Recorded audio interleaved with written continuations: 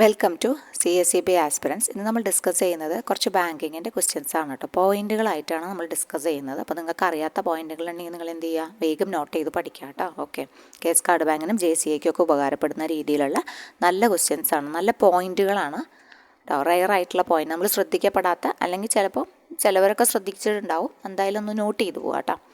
അപ്പോൾ നോക്കാം. Dash is a central digital database for customers know your customer information, allowing for a single one-time verification process across different financial institutions in India, eliminating repetitive submissions and simplifying account opening or investment. അതായത് ഒരു central digital database ആണ്. കസ്റ്റമേഴ്സിന് no your കസ്റ്റമേഴ്സിൻ്റെ informations എന്ത് ചെയ്യാം, register ചെയ്യാനുള്ള ഒരു central digital database. അത് one time verification പ്രോസസ്സിലൂടെ എല്ലാ ഫിനാൻഷ്യൽ ഇൻസ്റ്റിറ്റ്യൂഷൻസിനും ചെയ്യാം ഇന്ത്യയിലുള്ള. അതുകൊണ്ട് അത് പിന്നെ റിപ്പറ്റീറ്റീവ് ആയിട്ടുള്ള സബ്മിഷൻസ് ഒഴിവാകും ഈ വൺ ടൈം ചെയ്ത് കഴിഞ്ഞാൽ. ഓക്കെ, അവിടെ ഒരു അക്കൗണ്ട് ഓപ്പൺ ചെയ്ത് അത് സബ്മിഷൻ ചെയ്ത് കഴിഞ്ഞാൽ പിന്നെ റിപ്പറ്റീറ്റീവായിട്ട് ഇങ്ങനെ ചെയ്യേണ്ട ആവശ്യമില്ല. അതിൻ്റെ സെൻട്രൽ രജിസ്റ്ററുടെ പേരാണ് ചോദിച്ചിട്ടുള്ളത്. വളരെ ഇമ്പോർട്ടൻ്റ് ആണ് കേട്ടോ. സെൻട്രൽ KYC റെക്കോർഡ്സ് രജിസ്ട്രി എന്നറിയപ്പെടുന്ന CKYCR ആണ് അത് കേട്ടോ. ഓക്കെ, അപ്പോൾ അതെന്താണെന്ന് വെച്ച് കഴിഞ്ഞാൽ, നമ്മൾ സർഫാസി ആക്ട് പ്രകാരമൊക്കെ നമ്മൾ സെക്യൂരിറ്റീസ് വാങ്ങും അല്ലേ. അപ്പോൾ ആ സെക്യൂരിറ്റീസൊക്കെ എന്ത് ചെയ്യണം, ഇവിടെ വന്ന് രജിസ്റ്റർ ചെയ്യണം കേട്ടോ. അപ്പോൾ അതുകൊണ്ട് ഫ്രോഡും വീണ്ടും തുടർന്നിട്ടുള്ള എന്ത് ചെയ്യാം, അത് വീണ്ടും ലോണൊക്കെ കൊടുക്കാനുള്ള സാധ്യതയൊക്കെ അതുമൂലം കുറയുകയാണ് ചെയ്യുക കേട്ടോ. അപ്പോൾ അതാണ് പറയുന്നത്, ഇതൊരു സെൻട്രൽ ഡിജിറ്റൽ ഡാറ്റാബേസ് കസ്റ്റമേഴ്സിന് ചെയ്യാനുള്ള സിസ്റ്റമാണ്. അത് മാനേജ് ചെയ്യുന്നത്, അടുത്ത പോയിൻ്റ്, അത് മാനേജ് ചെയ്യുന്നത് ആരാണെന്നാണ്. സെർസായി ആണ് അത് മാനേജ് ചെയ്യുന്നത് കേട്ടോ. Central KYC records registry manage ചെയ്യുന്നത് ആരാണ്? സെർസായി ആണ്. സെർസായി എന്ന് പറഞ്ഞു കഴിഞ്ഞാൽ സെൻട്രൽ രജിസ്ട്രിയാണ് ഇതിൻ്റെ, അതായത് മേലെയുള്ള ഫോം, അതോറിറ്റി. അപ്പോൾ ഈ central registry of securitisation, asset reconstruction and security interest of India എന്നാണ് സെർസായുടെ ഫുൾ ഫോം വരുന്നത്. ഫുൾ ഫോം ഒന്ന് നോട്ട് ചെയ്ത് വെക്കുക. പിന്നെ സെൻട്രൽ KYC റെക്കോർഡ്സ് രജിസ്ട്രി ഇവരാണ് മാനേജ് ചെയ്യുന്നത്, സെർസായി ആണ് മാനേജ് ചെയ്യുന്നത്, ഓർക്കുക കേട്ടോ. പിന്നെ കൂടാതെ ഈ ഒരു KYC നമ്പർ കിട്ടും. അപ്പോൾ അതിനാണ് CKYC എന്നറിയപ്പെടുന്നത്. സെൻട്രൽ KYC ആണ്. അപ്പോൾ അതിൻ്റെ നമ്പർ 14 ഡിജിറ്റ് നമ്പറാണുള്ളത് കേട്ടോ. ഓക്കെ, എല്ലാ ഫിനാൻഷ്യൽ റെക്കോർഡ്സുമായിട്ട് അത് ലിങ്ക് ചെയ്തിട്ടുണ്ടാവും. അപ്പോൾ ഇവർക്ക് ഓരോ ഫിനാൻഷ്യൽ ഇൻസ്റ്റിറ്റ്യൂഷൻസിനും അത് കിട്ടും. അപ്പം നമുക്ക് പിന്നെ ഉള്ള പോലെ തന്നെ, നമുക്ക് ഡാറ്റാസ് ഉള്ള പോലെ തന്നെ അവർക്കും ഡാറ്റാസ് ഉണ്ടാവുമല്ലോ. അപ്പോൾ അതാണ് CKYC നമ്പർ, അതുമൂലം കിട്ടും. അപ്പോൾ ആ നമ്പർ അവർക്കത് ഹെൽപ്ഫുൾ ആയിരിക്കും. 14 ഡിജിറ്റ് CKYC നമ്പറാണ് കിട്ടുന്നത്. സെർസായുടെ രജിസ്ട്രേഷൻ മാൻഡേറ്ററി ആണോ ചോദിച്ചിട്ടുണ്ട്. തീർച്ചയായിട്ടും മാൻഡേറ്ററി ആണ് കേട്ടോ. സെർസായിൽ എല്ലാ ഫിനാൻഷ്യൽ ഇൻസ്റ്റിറ്റ്യൂഷൻസും അതുപോലെ ലെൻഡേഴ്സും, ഇന്ത്യയിലുള്ള എല്ലാ ഫിനാൻഷ്യൽ ഇൻസ്റ്റിറ്റ്യൂഷൻസും ലെൻഡേഴ്സും മസ്റ്റായിട്ട് സെർസായിൽ മാൻഡേറ്ററി ആയിട്ട് രജിസ്റ്റർ ചെയ്യണം. അതായത് ലോൺസ് സെക്യൂർഡ് ആയിക്കോട്ടെ, സെക്യൂർഡ് ലോൺസ് മൂവബിൾ ആയിക്കോട്ടെ, ഇമ്മൂവബിൾ ആയിക്കോട്ടെ, ഏതാണെങ്കിലും നമ്മൾ മേടിച്ച് വെച്ചിട്ടുണ്ടെങ്കിൽ അത് സെർസായിൽ രജിസ്റ്റർ ചെയ്യണം. സെർസായിൽ രജിസ്റ്റർ ചെയ്താൽ അവർക്ക് പിന്നെ എന്താണ്, ഡ്യൂപ്ലിക്കേഷൻ ഉണ്ടാവില്ല. ഇപ്പോൾ ഈ ബാങ്കിൽ നിന്ന് ലോൺ എടുത്തു പിന്നെ വേറെ ബാങ്കിൽ പോയി ലോൺ എടുത്തു, അങ്ങനെ ഉണ്ടാവില്ല. സെർസായിൽ രജിസ്ട്രേഷൻ അതുകൊണ്ട് തന്നെ മാൻഡേറ്ററി ആണ്. ഓക്കെ, പിന്നെ സെർസായിനെ കുറിച്ച് നോക്കുകയാണെങ്കിൽ, ഇത് രജിസ്റ്റർ ചെയ്തത് ഒരു കമ്പനി ആയിട്ടാണ്. സെക്ഷൻ 25 കമ്പനീസ് ആക്ട് 1956 പ്രകാരം രജിസ്റ്റർ ചെയ്യപ്പെടുന്നുണ്ടെങ്കിലും സെർസായി ഓപ്പറേഷനിൽ വന്നത് 31 മാർച്ച് 2011 കേട്ടോ. സോ രജിസ്റ്റേർഡ് കമ്പനിയാണ്. സെക്ഷൻ 25 കമ്പനീസ് ആക്ട് 1956 പ്രകാരം രജിസ്റ്റർ ചെയ്തു. സെർസായി ബിക്കം ഓപ്പറേഷണൽ ഓൺ 31 മാർച്ച് 2011 ഈ കമ്പനിയുടെ സ്ട്രക്ചർ നോക്കുകയാണെങ്കിൽ, അപ്പോൾ പ്രത്യേകം നോട്ട് ചെയ്യണം, 2011 ലോഞ്ച് ചെയ്യുന്നുള്ളൂ കേട്ടോ. 51% ഓഫ് ദി ഇക്വിറ്റി ഓൺ ചെയ്യുന്നത് ഗവൺമെൻറ് ആണ്. 51% ഇക്വിറ്റി ഓൺ ചെയ്യുന്നത് ഗവൺമെൻറ് ആണ്. ബാക്കിയുള്ളത് NHBയും 10 അതർ പബ്ലിക് സെക്ടർ ബാങ്കുകളുമാണ് ഓൺ ചെയ്യുന്നത് കേട്ടോ. അപ്പോൾ സെർസായുടെ ഇക്വിറ്റി നോക്കുകയാണെങ്കിൽ 51% ഗവൺമെൻറ്റിൻ്റെ കയ്യിലാണ്, ബാക്കിയുള്ളത് നാഷണൽ ഹൗസിംഗ് ബാങ്കിൻ്റെ കയ്യിലും 10 അതർ പബ്ലിക് സെക്ടർ ബാങ്കുകളുടെ കയ്യിലുമാണ്. ഓക്കെ, അപ്പോൾ നോട്ട് ചെയ്യാം. അപ്പോൾ നമ്മൾ ഈ ഒരു പോയിന്റുകൾ പറഞ്ഞ എന്താണ്, സെൻട്രൽ KYC രജിസ്ട്രീനെ കുറിച്ചിട്ടാണ്. സെൻട്രൽ KYC രജിസ്ട്രിയിൽ എന്ത് ചെയ്യാം, ഒരു സിംഗിൾ വൺ ടൈം വെരിഫിക്കേഷൻ പ്രോസസ്സിലൂടെ കിട്ടുന്നതാണ് CKYC എന്ന് പറഞ്ഞു കഴിഞ്ഞാൽ. CKYCക്ക് 14 ഡിജിറ്റാണുള്ളത്. അത് മാനേജ് ചെയ്യുന്നത് സെർസായി ആണ്. സെർസായിൽ രജിസ്ട്രേഷൻ മാൻഡേറ്ററി ആണ്. എല്ലാ ഫിനാൻഷ്യൽ ഇൻസ്റ്റിറ്റ്യൂഷൻസും ലെൻഡേഴ്സും ഇനിയിപ്പം മൂവബിൾ ആണെങ്കിലും ഇമ്മൂവബിൾ ആണെങ്കിലും രജിസ്റ്റർ ചെയ്യണം കേട്ടോ. പിന്നെ അതൊരു സെക്ഷൻ 25 കമ്പനിയാണ്. സെർസായി ഓപ്പറേഷനിലായത് 31 മാർച്ച് 2011 അവരുടെ ഇക്വിറ്റി 51% ഗവൺമെൻറ്റിൻ്റെ കയ്യിലാണ്. ബാക്കിയുള്ളത് NHBയുടെ കയ്യിലും 10 അതർ പബ്ലിക് സെക്ടർ ബാങ്കിൻ്റെ കയ്യിലുമാണ് ഉള്ളത്. ഓക്കെ, ഇതാണ് ആ ഭാഗത്ത് നമുക്കൊരു ശ്രദ്ധിക്കേണ്ട ഭാഗം കേട്ടോ, ശ്രദ്ധിക്കേണ്ട ക്വസ്റ്റ്യൻസ്. ഇനി അടുത്തത് വന്നിട്ടുള്ളത് ഇതും കണ്ടിട്ടുള്ളതാണ്, നമ്മുടെ CSEBക്കോ അല്ലെങ്കിൽ അങ്ങനെ ചോദിച്ചിട്ടില്ല, പക്ഷേ നല്ല ബാങ്ക് എക്സാമുകൾക്ക് കണ്ടിട്ടുള്ള ചോദ്യമാണ്. അത് entry and exit of the strong room, അതായത് നമ്മുടെ ലോക്കറിൻ്റെ സ്ട്രോങ് റൂമിൽ കോമൺ ഏരിയാസിലും CCTV വെച്ചിട്ടുണ്ടാവും. അപ്പോൾ ഈ CCTV ക്യാമറ ആൻഡ് അത് പ്രിസർവ് ചെയ്യണം, അതിൻ്റെ റെക്കോർഡിങ്സ്.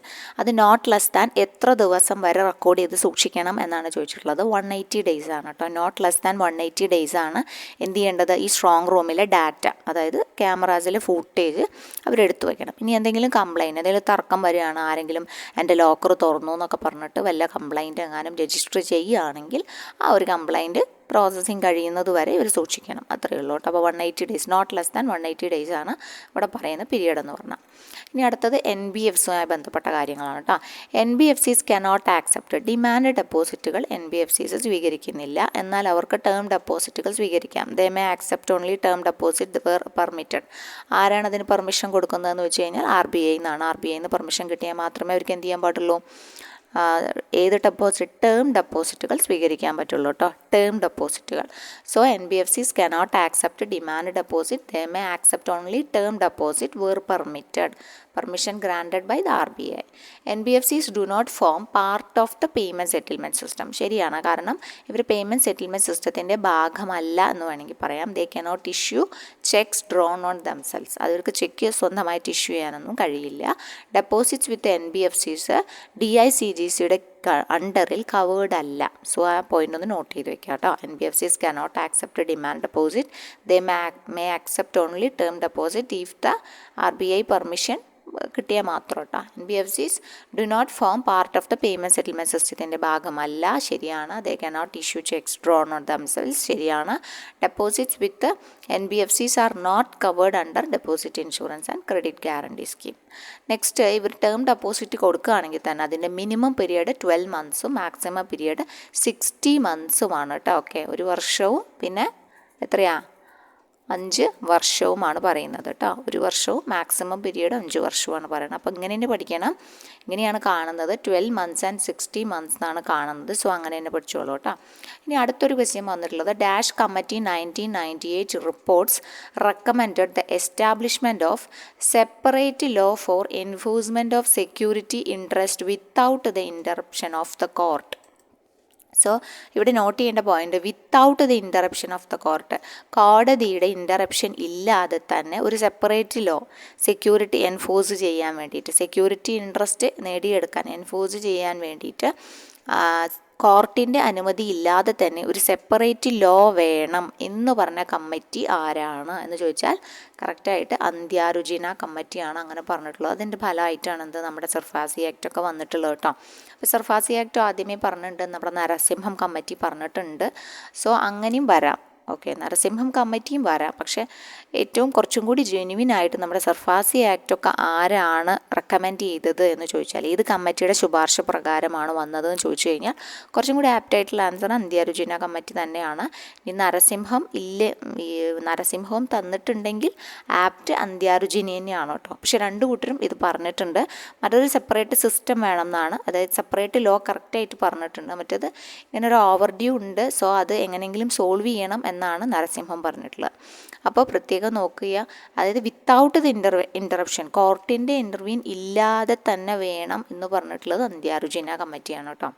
നെക്സ്റ്റ് ഇതുപോലെ ഒരു സിമ്പിൾ കമ്മിറ്റിയാണ് 1994 ഒരു expert group on foreign exchange എന്ന് പറഞ്ഞത്. അത് ആ ഒരു കമ്മിറ്റിയുടെ പിന്നെ ഒരു ശുപാർശകളാണ് ഇന്ത്യയുടെ ഫോറിൻ എക്സ്ചേഞ്ച് മാർക്കറ്റിന് ഒരു ലിബറലൈസേഷനും ഡീറെഗുലേഷനും ഒക്കെ കാരണമായിട്ടുള്ളത്. അതാണ് സോധാനി കമ്മിറ്റി എന്ന് പറഞ്ഞത്. അപ്പോൾ Sodhani committee expert group on foreign exchange ആണ് സോധാനി കമ്മിറ്റി. ഒന്ന് നോട്ട് ചെയ്യാം കേട്ടോ. നവംബർ 1994 അപ്പോയിൻറ്റ് ചെയ്യും. സബ്മിറ്റ് ചെയ്തത് ജൂൺ 1995 സോ ഒന്ന് നോട്ട് ചെയ്യാം കേട്ടോ. നെക്സ്റ്റ് വന്നിട്ടുള്ളത് നമ്മുടെ ത്രെഷോൾഡ് ലിമിറ്റാണ്. ഒരു പാർട്ട്ണർഷിപ്പ് ഫേം ആണെങ്കിൽ, ലിമിറ്റഡ് ലയബിലിറ്റി പാർട്ട്ണർഷിപ്പ് ആയിക്കോട്ടെ, നോർമൽ പാർട്ട്ണർഷിപ്പ് ഫേം ആയിക്കോട്ടെ, അവിടെ ബെനഫിഷ്യൽ ആയിട്ടുള്ള ഓണർ എത്ര പെർസെൻറ്റേജാണ് പറയുന്നത് ഓഫ് ദ ക്യാപിറ്റൽ അല്ലെങ്കിൽ പ്രോഫിറ്റ്സ് അല്ലെങ്കിൽ വോട്ടിംഗ് റൈറ്റ്സ്. PMLA ആക്ടിൻ്റെ റൂൾസ് പ്രകാരം അവരുടെ ത്രഷ് ഹോൾഡ് എത്ര വെക്കാമെന്നാണ് കേട്ടോ. മോർ ദാൻ 10% ആണ് പറയുന്നത്. In India the threshold for beneficial owner in a partnership firm അല്ലെങ്കിൽ ലിമിറ്റഡ് ലയബിലിറ്റി പാർട്ട്ണർഷിപ്പ് ആണെങ്കിലും more than 10% of the capital profits അല്ലെങ്കിൽ voting rights as per PMLA act പ്രകാരം കൈവശം വയ്ക്കാം. കമ്പനീസിലും ട്രസ്റ്റിലും ഒക്കെ അത് മോർ ദാൻ 10%, 15% ആയിരുന്നു, പക്ഷേ ഇപ്പോൾ 10% ആണ് കേട്ടോ. ഓക്കെ, അപ്പോൾ അത് നോക്കുക. അടുത്തത് ഐഡൻറ്റിഫൈ ദ കറക്റ്റ് വണ്ണാണ്. ഈ പോയിന്റുകൾ തന്നെയാണ്, പോയിന്റുകളൊക്കെ കറക്റ്റായിട്ട് തന്നെയാണ് കൊടുത്തിട്ടുള്ളത്. നിങ്ങൾ എന്ത് ചെയ്യാം, നോട്ട് ചെയ്യാം. No new locker account should be opened without linkage of SBCD account and time deposit as a caution deposit. അതായത് പുതിയൊരു ലോക്കർ ഓപ്പൺ ചെയ്യുമ്പം അത് ഒരു ലിങ്ക് വേണം, ഒന്നുകിൽ നമുക്കൊരു SB അക്കൗണ്ടൊക്കെ വേണം. അപ്പോൾ SB അക്കൗണ്ടുമായി ലിങ്ക് ചെയ്തിട്ടാണ് പുതിയൊരു ന്യൂ ലോക്കർ അക്കൗണ്ട് ഓപ്പൺ ചെയ്യുന്നത്. കൂടാതെ നമുക്കൊരു കോഷൻ ഡെപ്പോസിറ്റ് വാങ്ങിക്കും. ഈ കോഷൻ ഡെപ്പോസിറ്റ് ഒരു ടൈം ഡെപ്പോസിറ്റ്, അതായത് FD പോലെയാണ് കോഷൻ ഡെപ്പോസിറ്റ് വാങ്ങിക്കുക കേട്ടോ. ഓക്കെ, കോഷൻ ഡെപ്പോസിറ്റ് മസ്റ്റ് ആണെന്നും ആണ് ഉദ്ദേശിക്കുന്നത് കേട്ടോ.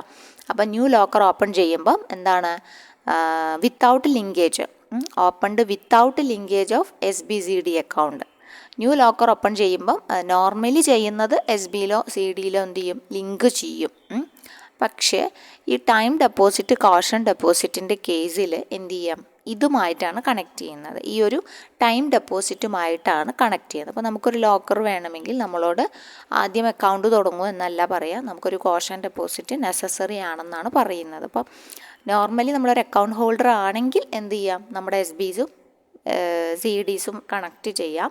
അതല്ലെങ്കിൽ കണക്ട് ചെയ്യുന്ന ഒരു ഓപ്ഷനാണ് എന്ത്, നിർബന്ധമായിട്ട് കണക്ട് ചെയ്യേണ്ടത് കോഷൻ ഡെപ്പോസിറ്റ് ആണ് കേട്ടോ. ഓക്കെ, കോഷൻ ഡെപ്പോസിറ്റ് ആണ് മസ്റ്റായിട്ട് വേണ്ടത്. ഓക്കെ, അത് കഴിഞ്ഞ് മെമ്മറാണ്ടം, നമ്മുടെ ലോക്കർ നമുക്ക് തരുമ്പം ഹെൽഡ് ചെയ്യുമ്പോൾ നമ്മൾ ഡ്യൂലി സൈൻ ചെയ്യണം. ഹയേഴ്സൊക്കെ ആരുടെ പ്രസൻസിൽ, അവരുടെ ഒരു ഓഫീസർ ഇൻചാർജ് ഉണ്ടാവും ലോക്കറിൻ്റെ, ബാങ്കിൻ്റെ കസ്റ്റോഡിയൻ. അപ്പോൾ അവരുടെ മുമ്പിൽ നമ്മൾ പ്രസൻസിൽ സൈൻ ചെയ്യണം കേട്ടോ. പിന്നെ ലോക്കേഴ്സ് ലെൻഡ് ഔട്ട് ചെയ്യുന്നത് മിനിമം 1 വർഷത്തിനും മാക്സിമം 5 വർഷത്തിനുമാണ്. അപ്പോൾ 5 വർഷം കഴിഞ്ഞ് നമ്മൾ ഉരുപ്പിടികളൊക്കെ എടുത്ത് വീട്ടിലേക്ക് വരണം എന്നല്ല അർത്ഥം. 5 വർഷം കഴിഞ്ഞ് കഴിഞ്ഞാൽ നമ്മളോട് വന്നിട്ട് ഒന്നും കൂടി കറക്റ്റ് ഡീഡ് ഉണ്ടായിരിക്കും, ലോക്കർ ഡീഡ് ഉണ്ടായിരിക്കും. ലോക്കർ ഡീഡൊക്കെ ഒന്നും കൂടി എന്ത് ചെയ്യും, നമ്മളോട് പുതുക്കി തരാൻ ആവശ്യപ്പെടും കേട്ടോ. അപ്പോൾ lockers are let out for minimum 1 year period and maximum 5 years ആണ് പറയുന്നത്. എന്ന് വെച്ചിട്ട് നമുക്ക് ലോക്കർ ഇപ്പോൾ റെൻ്റ് അടച്ചു വെച്ചാലും നമുക്കത് തിരിച്ചു തരും. എക്സ്ട്രാ റെൻ്റ് അടച്ചു വെച്ചാൽ നമുക്ക് തിരിച്ചു തരും. നമുക്ക് എന്തെങ്കിലും പ്രശ്നങ്ങളുണ്ടെങ്കിൽ എന്ത് ചെയ്യാം, തീർച്ചയായിട്ടും നമുക്ക് ക്ലോസ് ചെയ്യാനൊക്കെ പറ്റും, അവർ പിടിച്ചു വയ്ക്കുകയൊന്നുമില്ല കേട്ടോ. No security caution money deposit is to be taken from any staff. അതൊരു പോയിൻ്റാണ്. എക്സ് സ്റ്റാഫ്, അതുപോലെ അവർക്ക് പെൻഷൻ കൊടുക്കുന്ന സ്റ്റാഫ്, ഫാമിലി പെൻഷനർ ആരെങ്കിലും ആണെങ്കിൽ അവർക്കൊന്നും ഈ ഒരു കോഷൻ ഡെപ്പോസിറ്റിൻ്റെ ആവശ്യം ഇല്ല എന്ന് പറഞ്ഞിട്ടുണ്ട്. അവർക്കൊന്നും കോഷൻ ഡെപ്പോസിറ്റ് നിർബന്ധമല്ല കേട്ടോ. അവർക്ക് അതില്ലാതെ തന്നെ എന്ത് ചെയ്യാൻ പറ്റും, ഓപ്പൺ ചെയ്യാൻ പറ്റും. അപ്പോൾ ഇത്രയും ഈ സ്റ്റേറ്റ്മെൻറ്റ്സുകളൊക്കെ കറക്റ്റായിട്ടുള്ള സ്റ്റേറ്റ്മെൻറ്റുകൾ തന്നെയാണ്, കംപ്ലീറ്റ് കറക്റ്റാണ് കേട്ടോ. സോ അതൊന്ന് നോട്ട് ചെയ്യാം. അപ്പം വിത്തൗട്ട് ലിങ്കേജ് കൂടാതെ എന്ത് ചെയ്യാം, ഓപ്പൺ ചെയ്യാം കോഷൻ ഡെപ്പോസിറ്റ് ഉണ്ടെങ്കിൽ. കോഷൻ ഡെപ്പോസിറ്റ് വേണ്ടാത്ത ടീം എന്താ വെച്ചാൽ ആരൊക്കെയാണ്, സ്റ്റാഫ്, അതുപോലെ X staff, staff family pensioner, അവർക്കൊന്നും എന്ത് വേണ്ട, കോഷൻ ഡെപ്പോസിറ്റ് വേണ്ട. മിനിമം 1 ഇയർ മാക്സിമം 5 ഇയർ ആണ് പറയുന്നത് എന്ന് വെച്ചിട്ട് അത് പുതുക്കി നൽകോട്ടെ. നമുക്ക് പുതിയൊരു ഡീഡ് നമ്മളെ കൊണ്ട് ചെയ്യിക്കുകയാണ് ചെയ്യുക. ഇനി നെക്സ്റ്റ് ഒരു to ensure prompt payment of locker rent banks are allowed to obtain. അതിനാണ് ഈ ഒരു കോഷൻ പറഞ്ഞ ഒരു ടേം ഡെപ്പോസിറ്റ് തുടങ്ങുകയാണ് ചെയ്യുക കേട്ടോ. ഈ ടേം ഡെപ്പോസിറ്റ് തുടങ്ങുന്നതിൻ്റെ ഉദ്ദേശമാണ് ഇവിടെ പറയുന്നത്. വിച്ച് വുഡ് കവർ 3 വർഷത്തെ അവരുടെ പിന്നെ റെൻ്റ് ഉണ്ടല്ലോ, ആ ഒരു എമൗണ്ടാണ് നമ്മളോട് പറയുക. അതൊക്കെ RBIയുടെ സർക്കുലറിലുള്ളതാണ്. Which would cover 3 years of rent. അതുപോലെ ചാർജസ് ഫോർ ബ്രേക്കിംഗ് ഓപ്പൺ, എന്തെങ്കിലും പ്രശ്നങ്ങൾ ഇവൻച്വാലിറ്റി വന്ന് ആ ലോക്കർ ബ്രേക്ക് ചെയ്യാനുള്ള ചാർജും കൂടി നമ്മുടെ കയ്യിൽ നിന്ന് ഈ ഒരു ടേം ഡെപ്പോസിറ്റിൻ്റെ ഉള്ളിൽ ഈടാക്കി വെക്കും. അപ്പോൾ ആ ഒരു അത്രയും തുകയാണ് പറയുക. ഓരോ ബാങ്കും ഡിപ്പെൻസ് അപ്പോൺ ദെയർ ചാർജസ് ആയിരിക്കും പറയുക കേട്ടോ. പിന്നെ ഒരു ഏരിയ അനുസരിച്ചിട്ടായിരിക്കും, അർബൻ ഏരിയ, റൂറൽ ഏരിയ, അങ്ങനെയാണ് കാൽക്കുലേറ്റ് ചെയ്യുന്നത് കേട്ടോ. ഓക്കെ, ഇനി എന്തെങ്കിലും ഒരു പെട്ടെന്ന് ഒരു മർജറോ ക്ലോഷറോ ഷിഫ്റ്റിംഗ് ഓഫ് ബ്രാഞ്ചൊക്കെ വരികയാണെന്ന് വിചാരിക്കുക, ആർക്ക്, ബാങ്കിന്. അപ്പോൾ ലോക്കറും അതിൻ്റെ ഉള്ളിലുണ്ടല്ലോ. അപ്പോൾ അതുകൊണ്ട് തന്നെ അവരെന്ത് ചെയ്യണം, അവർ പബ്ലിക് നോട്ടീസിന് പ്രൊവൈഡ് ചെയ്യണം. അത് 2 ന്യൂസ് പേപ്പറിൽ, ഒന്ന് ലോക്കൽ വെർണാക്കുലർ ലാംഗ്വേജിലുള്ളതും 2 പിന്നെ ലോക്കൽ ഡെയിലിയിൽ 2 എണ്ണത്തിൽ എന്ത് ചെയ്യണം, പബ്ലിഷ് ചെയ്യണം. കാരണം ആൾക്കാർ അറിയണ്ടേ. ഇൻ ദിസ് റിഗാർഡ് കസ്റ്റമേഴ്സിനെ അത് കൂടാതെ 2 months ഇൻ അഡ്വാൻസ്, 2 മാസം ഇപ്പോൾ നമുക്ക് എന്തെങ്കിലും അർജൻസി ഉണ്ട്, അങ്ങോട്ടും ഇങ്ങോട്ടും പോവുകയാണ്, അങ്ങനെയൊക്കെ ആണെങ്കിൽ 2 months ഇൻ അഡ്വാൻസ് അറിയിക്കണം. ഇനിയിപ്പോൾ ബാങ്കിന് പെട്ടെന്ന് അർജൻസി ഒരു എന്താ പറയുക, എന്തെങ്കിലും ഒരു വല്ലാത്തൊരു എമർജൻസി വന്നിട്ടാണ് മാറണമെങ്കിൽ എത്രയും പെട്ടെന്ന് തന്നെ കസ്റ്റമേഴ്സിനെ അറിയിക്കണം കേട്ടോ. സോ അതൊന്ന് നോട്ട് ചെയ്യണം. ഇനി all the new mechanical lockers ഇൻസ്റ്റാളൊക്കെ ചെയ്യുന്നതിന് സ്റ്റാൻഡേർഡ്, ബെഞ്ച് മാർക്ക് സ്റ്റാൻഡേർഡ് ഉണ്ട്. അത് പുറപ്പെടുവിക്കുന്നത് നമ്മുടെ ബ്യൂറോ ഓഫ് ഇന്ത്യൻ സ്റ്റാൻഡേർഡ്സ് ആണ് കേട്ടോ. Okay, bureau of Indian standards ആണ് ബെഞ്ച് മാർക്ക് സ്റ്റാൻഡേർഡ്സ് ഒക്കെ പ്രൊവൈഡ് ചെയ്യുന്നത്. ഇനി അടുത്തത് ചെക്ക് ഇൻ ചെക്ക് ഔട്ട്. നമ്മൾ ലോക്കറിൽ കയറുമ്പോഴും ചെക്ക് ഇൻ ചെയ്യണം, ചെക്ക് ഔട്ട് ചെയ്യണം. അവിടെ ഒരു ഫയൽ ഉണ്ടായിരിക്കും, അതിൽ നമ്മൾ കറക്റ്റായിട്ട് ബുക്കിൽ നമ്മൾ എഴുതി മാർക്ക് ചെയ്ത് ഒപ്പിടണം കേട്ടോ. റിയൽ ടൈം ബേസിസിലാണ് ബ്രാഞ്ചിൽ ചെയ്യേണ്ടത്, കറക്റ്റ് സമയമൊക്കെ എഴുതണം. ഇത് പ്രത്യേകം ഇൻറ്റേർണൽ ഓഡിറ്റർ അല്ലെങ്കിൽ ഇൻസ്പെക്ടിങ് ഓഫീസർ ഒന്ന് നോട്ട് ചെയ്യും കൂടി വേണം. ഈ check in check out process കറക്റ്റായിട്ടല്ലേ നടക്കുന്നത്, മാൻഡേറ്ററി ആണ് കേട്ടോ, നിർബന്ധമായിട്ട് ചെയ്യേണ്ടതാണ്. ഇൻറ്റേർണൽ ഇൻസ്പെക്ടിങ് ഓഫീഷ്യൽ അത് ചെയ്യണം കേട്ടോ. ഓക്കെ, ഇതൊരു ഡെയിലി അറ്റൻഡൻസ് രജിസ്റ്റർ ബുക്ക് പോലെയാണ് അവർ കീപ്പ് ചെയ്യുന്നത്. ഡെയിലി അറ്റൻഡൻസ് രജിസ്റ്റർ ബുക്കിലാണ് റെക്കോർഡ് ചെയ്യുന്നതെന്നാണ് പറയുന്നത്, check in check out time കേട്ടോ. ഓക്കെ, അത് നിർബന്ധമാണ്. ആ ഒരു ബുക്ക് ആര് നോക്കണം? ഇൻറ്റേർണൽ ഓഡിറ്റർ നോക്കും വേണം. ഇനി ഈ ഒരു സേഫ് ഡെപ്പോസിറ്റ് ലോക്കറിൻ്റെ കാര്യങ്ങളും ആർട്ടിക്കിൾസിൻ്റെ കാര്യങ്ങളും ഒക്കെ പറയുന്ന പ്രൊവിഷൻസ് എന്ന് പറഞ്ഞാൽ section 45ZC to section 45ZF വരെയാണ് ബാങ്കിങ് റെഗുലേഷൻ ആക്ടിൽ കേട്ടോ. ബാങ്കിങ് കമ്പനീസിൻ്റെ നോമിനേഷൻ്റെ റൂൾസിൽ 1985 പറയുന്നുണ്ട്, കോപ്പറേറ്റീവ് ബാങ്കിനും പറയുന്നുണ്ട് കേട്ടോ. ഓക്കെ, അടുത്തത് ഇത് interest rate on interest bearing deposit transferred to the depositor education and awareness fund. ഡെഫിൽ 3% ആണ് മാറ്റി വയ്ക്കുക എന്ന് പറഞ്ഞു. അതിൻ്റെ ഡേറ്റ് ആണ് പറഞ്ഞിട്ടുള്ളത് May 11, 2021 തൊട്ടിട്ടാണ് കേട്ടോ. Interest rate on interest bearing deposit transferred to DEAF അക്കൗണ്ടിലേക്ക് മാറ്റണം. ഡെഫ് അക്കൗണ്ടിലേക്ക് 3% ആനമാണ് നമുക്ക് ഇൻട്രസ്റ്റ് ലഭിക്കുന്നത്. ആ വന്ന ഡേറ്റാണ് May 11, 2021 ഈ 3% നിലവിൽ വന്നത്. ഇനി the maximum investment limit for A senior citizen saving scheme, SCSS എന്നറിയപ്പെടുന്ന അവിടെ മാക്സിമം ഇൻവെസ്റ്റ്മെൻറ്റ് ലിമിറ്റ് എന്നത് 30 ലക്ഷമാണ് പെർ ഇൻഡിവിജ്വലിന്. മിനിമം ഡെപ്പോസിറ്റ് 1000 മാക്സിമം എത്ര ഇടാം? 30 ലക്ഷം പെർ ഇൻഡിവിജ്വലിന് 30 ലക്ഷം ഇടാം.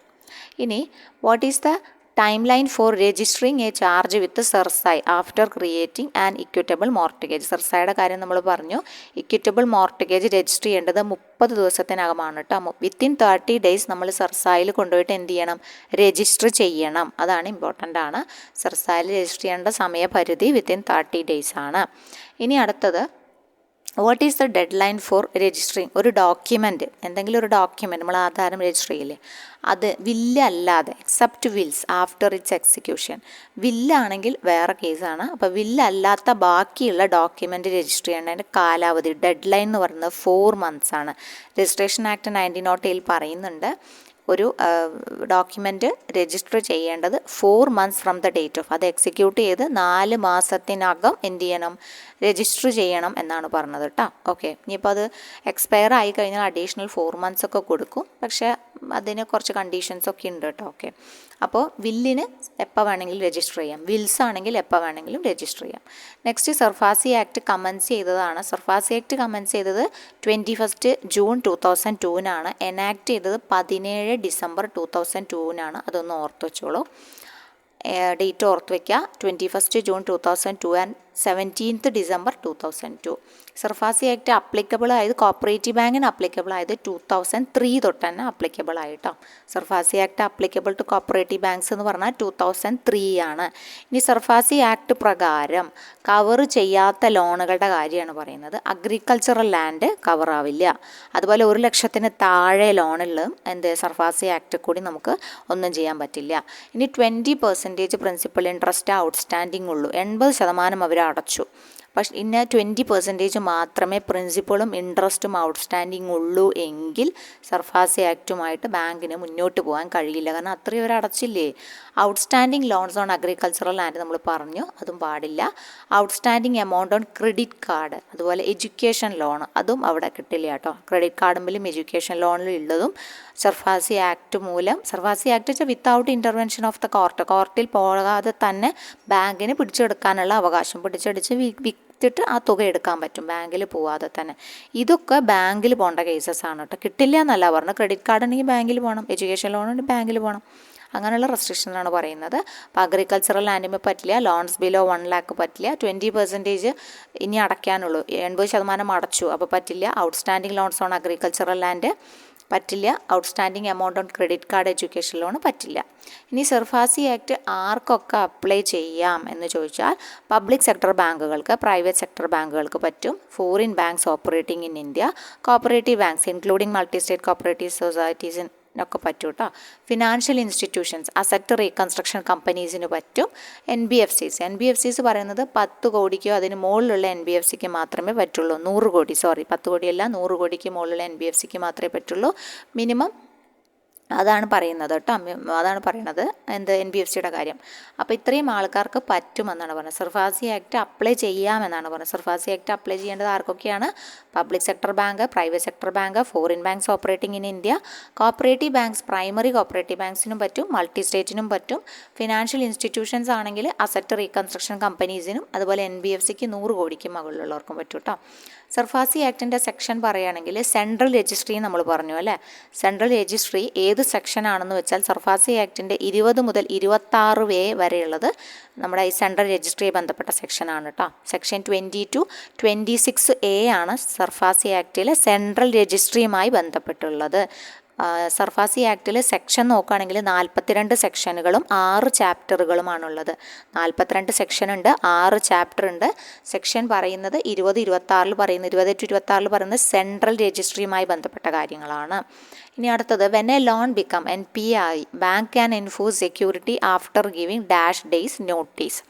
അതായത് ഈ NPA ആയ ലോണുകൾ ബാങ്കിന് എൻഫോഴ്സ് സെക്യൂരിറ്റി എത്ര ദിവസത്തെ നോട്ടീസ് കൊടുക്കണം കസ്റ്റമർക്ക് എന്ന് പറഞ്ഞു കഴിഞ്ഞാൽ 60 ദിവസം നോട്ടീസ് കൊടുത്തതിന് ശേഷം മാത്രമേ എന്ത് ചെയ്യാൻ പാടുള്ളൂ, എടുക്കാൻ പാടുള്ളൂ, എൻഫോഴ്സ് ചെയ്യാൻ പാടുള്ളൂ കേട്ടോ. അപ്പോൾ അതാണ് പറയുന്നത് 60 days നോട്ടീസ്. അത് പറയുന്ന സെക്ഷനാണ് 13-2 കറക്റ്റായിട്ട് പറയുന്നത് കേട്ടോ. 13-2 നോട്ടീസ് പീരിയഡിനെ കുറിച്ച് പറയുന്നത്. NPA ആയ ലോണിന് നോട്ടീസ് കൊടുക്കേണ്ടത് 60 daysന് ശേഷം മാത്രമാണ്. അങ്ങനത്തെ പിടിച്ചെടുക്കൽ നടപടികളിലേക്ക് പോകാൻ പാടുള്ളൂ. 60 days നോട്ടീസാണ് കൊടുക്കേണ്ടത്. ആ നോട്ടീസും അതുപോലെ 13-2 ഒന്ന് നോട്ട് ചെയ്ത് വെച്ചോളൂ.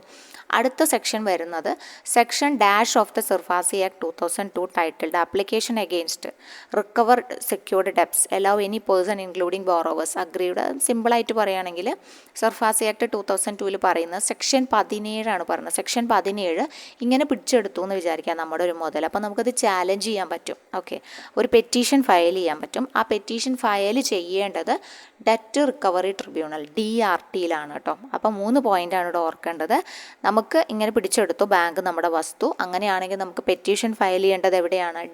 DRT, ഡെപ്റ്റ് റിക്കവറി ട്രിബ്യൂണലിൽ നമുക്ക് പരാതി കൊടുക്കാം. എത്ര ദിവസത്തിനകം? ഈ ഒരു സംഭവം നടന്ന് 45 ദിവസത്തിനകമാണ് കൊടുക്കുക കേട്ടോ. വിത്തിൻ 45 ഡേയ്സിനകം കൊടുക്കാം. അത് പറയുന്ന സെക്ഷനാണ് 17. സർഫാസി ആക്ടിൽ അത് പറയുന്ന സെക്ഷൻ 17 സെക്ഷൻ 17 അത് പറയുന്നത്. ഡെപ്റ്റ് റിക്കവറി ട്രിബ്യൂണലിൽ നമുക്ക് പെറ്റീഷൻ ഫയൽ ചെയ്യാം വിത്തിൻ 45 ഡേയ്സ്. സോ ഈ ഡേറ്റ് ഒന്ന് നോട്ട് ചെയ്ത് വെച്ചോളൂ കേട്ടോ. വിത്തിൻ 45 ഡേയ്സ് ഒന്ന് നോട്ട് ചെയ്ത് വെച്ചോളൂ, ചിലപ്പോൾ ചോദിക്കാനുള്ള സാധ്യതയുണ്ട്.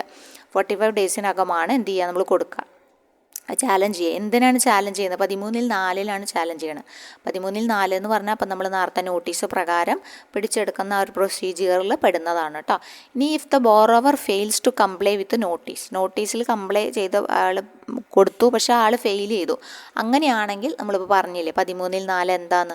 The creditor can take possession, cell or manage the secured. ഈ സെക്യൂർഡ് ചെയ്ത അസറ്റ് പിടിച്ചെടുക്കാം, അതുപോലെ വിൽക്കാം, മാനേജ് ചെയ്യാം. അതിൽ പറയുന്നതാണ് 13-4. അപ്പോൾ ഈ 13-4 നമ്മൾ പെറ്റീഷൻ കൊടുക്കുന്നത് ആർക്കാണ്? ഡെറ്റ് റിക്കവറി ട്രിബ്യൂണലിനാണ്. വിത്തിൻ 45 ഡേയ്സ് നമ്മൾ കൊടുക്കണം കേട്ടോ. ഓക്കെ, അപ്പോൾ ആ ഭാഗമാണ്. കുറച്ച് നല്ല നല്ല ക്വസ്റ്റ്യൻസ് ഉണ്ട്, സോ ഒന്ന് നോട്ട് ചെയ്ത് പഠിക്കാം. Which entity open requires mapping for subsidy receipt after bank seeding? Bank seeding എന്ന് പറഞ്ഞാൽ നിങ്ങൾക്ക് അറിയാം എന്താ, ആധാർ സീഡിങ് ഒക്കെ അറിയുന്നതാണ് നിങ്ങൾക്ക്. ബാങ്ക് അക്കൗണ്ടായിട്ട് ആധാറിനെ കണക്ട് ചെയ്യുക അല്ലേ. അപ്പോൾ അത് ചെയ്യുന്നത് ബാങ്ക് സീഡിങ്ങും അതിൻ്റെ മാപ്പിംഗ് ഒക്കെ ചെയ്യുന്നത് ആരാണ്? NPCI ആണ് ചെയ്യുന്നത് കേട്ടോ. അവരാണ് അതിൻ്റെ ഡാറ്റയൊക്കെ സൂക്ഷിച്ച് വെക്കുന്നത്. അപ്പോൾ NPCI ആണ് ഇവിടെ ഉത്തരമായിട്ട് വരിക.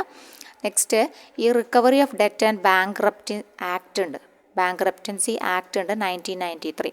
provides speedy redressal to lenders and borrowers through filing a original applications in. അതായത് നമുക്കിപ്പം സർഫാസി ആക്ട് പ്രകാരം നമ്മൾ ബാധിക്കപ്പെട്ടു, നമ്മുടെ മുതൽ പിടിച്ചെടുത്തു കഴിഞ്ഞാൽ നമുക്ക് 2 സ്ഥലത്താണ് എന്ത് ചെയ്യാം, കംപ്ലയിൻറ്റ് ചെയ്യാൻ പറ്റുക. 2 സ്ഥലത്ത് നമുക്ക് അപ്പീലും കൊണ്ടുപോകാം. ആദ്യം നമ്മൾ പറഞ്ഞു DRTയിൽ കൊടുക്കാം എന്നല്ലേ, ഡെറ്റ് റിക്കവറി ട്രിബ്യൂണൽ.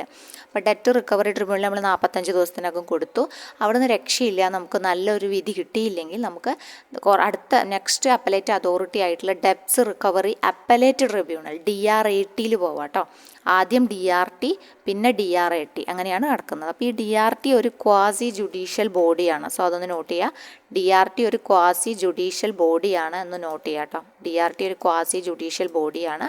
DRTയിൽ നിന്ന് കിട്ടിയില്ലെങ്കിൽ നമുക്ക് എവിടേക്ക് പോകാം, DRATയിലേക്ക് പോകാം. DRATയിലും ഇതേ പ്രൊസീജിയേഴ്സ് തന്നെയാണ് കേട്ടോ.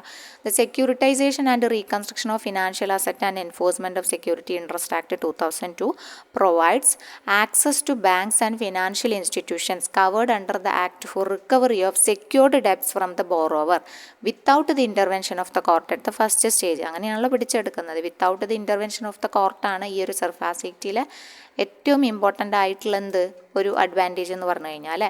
അങ്ങനെ സെക്യൂരിറ്റൈസേഷൻ അപ്പീൽ പോവാം, എവിടെ, DRTയിൽ പോവാം. ആർക്കാണോ അഗ്രീവ്ഡ് പേഴ്സൺ ഉള്ളത് അവർക്ക്. പക്ഷേ ഇവിടെ ഒരു പ്രത്യേക കണ്ടീഷൻ പറയുന്നുണ്ട്. ഈ ഒരു കണ്ടീഷൻ DRTയിൽ പോകണമെങ്കിൽ 20 ലക്ഷത്തിൻ്റെ മുകളിലായിരിക്കണം കേട്ടോ loan default, specifically four A loan defaults exceeding 20 lakhs. ഓടിപ്പോയിട്ട് ചെറിയ കേസിന് DRTയിലൊന്നും സമീപിക്കാൻ പറ്റില്ല. എത്ര കൂടുതൽ വേണം, 20 lakhന് മുകളിലാവണം. അപ്പം മാത്രമേ നമുക്ക് DRTന്.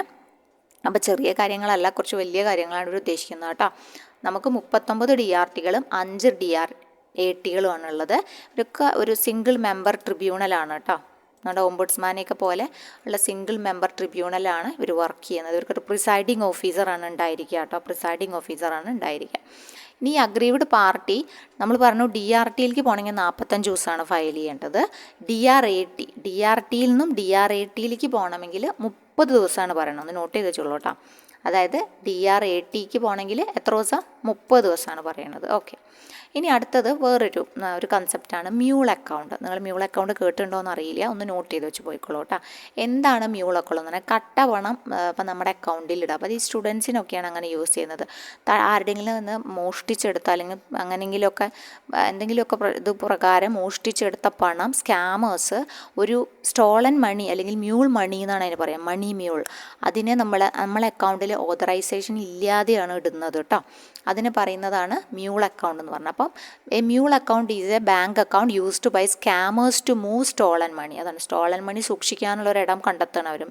ഈ സ്റ്റുഡൻസിനൊക്കെയാണ് കേട്ടോ. അവർക്ക് കമ്മീഷൻ കൊടുക്കും, അവർക്ക് അതിന്ന് ചെറിയ തുക കമ്മീഷനായിട്ടൊക്കെ കൊടുക്കും. അപ്പോൾ സ്റ്റുഡൻസും അങ്ങനത്തെ ആൾക്കാരൊക്കെ അതൊരു ലാഭം വിചാരിക്കും. നമ്മുടെ അക്കൗണ്ട് അവർ ഓപ്പറേറ്റ് ചെയ്യാൻ കൊടുക്കുകയാണ് കേട്ടോ. വല്ല കേസും ഫയലൊക്കെ വന്നു കഴിഞ്ഞാൽ നമ്മളും കൂടി തൂങ്ങും, അത്രയേ ഉള്ളൂ പ്രശ്നം. The person who owns the account, അതാണ് mule money may or may not know, ചിലപ്പോൾ അറിയാതെ ഇരിക്കാം. Account is being used, illegal ആക്ടിവിറ്റീസിന് ഉപയോഗിക്കുന്നുണ്ടെന്ന് ചിലപ്പം അറിയാത്ത നിരക്ഷരരായ ആൾക്കാരാണെങ്കിൽ അവർ അറിയുന്ന പോലും ഉണ്ടാവില്ല അവർ അക്കൗണ്ട് ഇങ്ങനെ യൂസ് ചെയ്യുന്നുണ്ട് എന്ന് പോലും കേട്ടോ. അപ്പോൾ അതാണ് മ്യൂൾ അക്കൗണ്ട് എന്ന് പറഞ്ഞു കഴിഞ്ഞാൽ. Mule account is a bank account used by scammers to move stolen money. അങ്ങനെ പഠിച്ചു വയ്ക്കുക. കട്ട പണം അല്ലെങ്കിൽ മോഷ്ടിച്ചെടുത്ത പണം സൂക്ഷിക്കാൻ കണ്ടെത്തുന്ന ബാങ്ക് അക്കൗണ്ടുകളാണ് മ്യൂൾ അക്കൗണ്ടുകൾ എന്ന് പറഞ്ഞു കഴിഞ്ഞാൽ കേട്ടോ. ഇതൊക്കെ ഒരു ഫ്രോഡിൻ്റെ ഭാഗമാണ്, ബാങ്ക് ഫ്രോഡിൻ്റെ ഭാഗമായിട്ടുള്ളതാണ് കേട്ടോ. ബാങ്ക് ഫ്രോഡ്സിൽ നടക്കുന്ന ഭാഗമാണ്. അപ്പോൾ ബാങ്ക് ഫ്രോഡുകളിൽ പോസിറ്റീവ് പേയ്മെൻറ്റ് സിസ്റ്റം എന്താണെന്ന് നോക്കാം. Positive payment system is a fraud prevention ടൂളാണ് mandated by the RBI for cheques 5 lakh and above. അതായത് 5 ലക്ഷത്തിൻ്റെ മുകളിലൊരു ചെക്ക് നമ്മൾ കൊടുക്കാനുണ്ടെങ്കിൽ നമ്മൾ ബാങ്കിനെ അറിയിക്കുകയാണ് കേട്ടോ. ഒന്ന് റീകൺഫേം ചെയ്യുകയാണ്.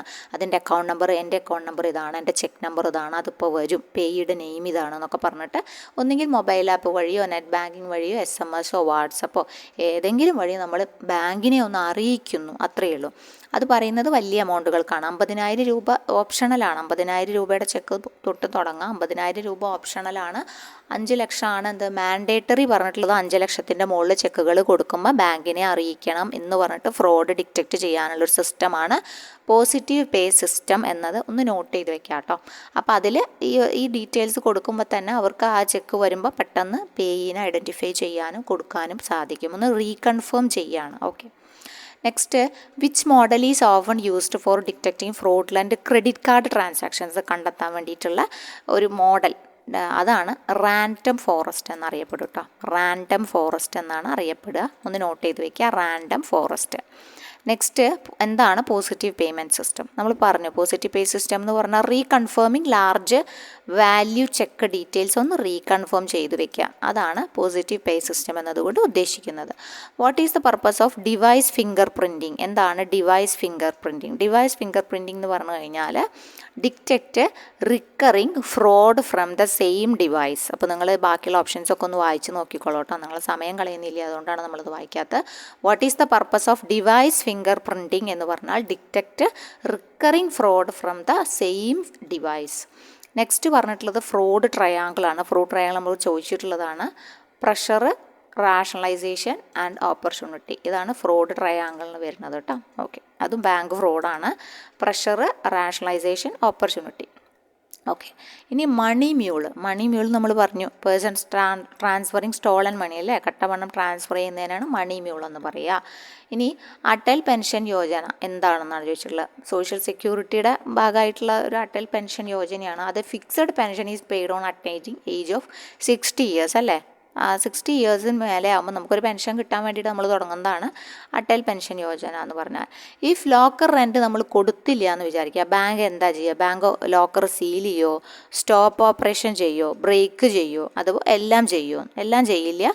ഓപ്പറേഷൻ അങ്ങ് സ്റ്റോപ്പ് ചെയ്യും. എന്നിട്ട് റെൻറ്റ് തന്നതിന് ശേഷം നിങ്ങൾ ഓപ്പറേഷൻ നടത്തിയാൽ മതി എന്ന് പറയും. ഓക്കെ, അതാണ് ചെയ്യുക. ബാങ്ക് ഡ്രാഫ്റ്റ് ആരാണ് ഇഷ്യൂ ചെയ്യുന്നത്? Public sector bank, regional rural bank, public sector bank, private sector bank, എല്ലാവർക്കും എന്ത് ചെയ്യാൻ പറ്റും? ബാങ്ക് ഡ്രാഫ്റ്റ് ഇഷ്യൂ ചെയ്യാൻ പറ്റും കേട്ടോ. Bank draft all of the above ആണ് വരിക. Bank does not give loan against. എന്തിനെതിരെ ലോൺ കൊടുക്കില്ല എന്നാണ് ചോദിച്ചിട്ടുള്ളത്. ഗോൾഡ് ഓർണമെൻറ്റ്സിന് കൊടുക്കും, LIC പോളിസിക്ക് കൊടുക്കും, ലോട്ടറി ടിക്കറ്റിന് കൊടുക്കുമോ? ഇല്ല. എന്നാൽ പിന്നെ നമുക്ക് ലോട്ടറി ടിക്കറ്റ് കൈ പിടിച്ച് പോയാൽ മതി ലോൺ കിട്ടാൻ വേണ്ടിയിട്ട്. അത് അടിക്കുമോ അടിക്കില്ല എന്ന് അറിയില്ലല്ലോ, അതുകൊണ്ട് അതുമ്പോൾ തരില്ല കേട്ടോ. Bank does not give loan against lottery ticket. അടുത്തത് സച്ചത്താണ്, ചോദിക്കാൻ സാധ്യതയുണ്ട്. അപ്പോൾ അതുകൊണ്ടൊന്ന് നോട്ട് ചെയ്യുക. ആ പോർട്ടലുകൾ, RBIയുടെ പോർട്ടലുകൾ മുമ്പേ ഒരു വീഡിയോ ചെയ്തിട്ടുണ്ട്. സോ ഒന്ന് നോട്ട് ചെയ്യാൻ വേണ്ടിയിട്ടാണ് അന്ന് 2 ക്വസ്റ്റ്യൻ എടുത്തിട്ട് കേട്ടോ. August 4, 2016 സച്ചത്ത് Reserve Bank of India introduce ചെയ്തത്.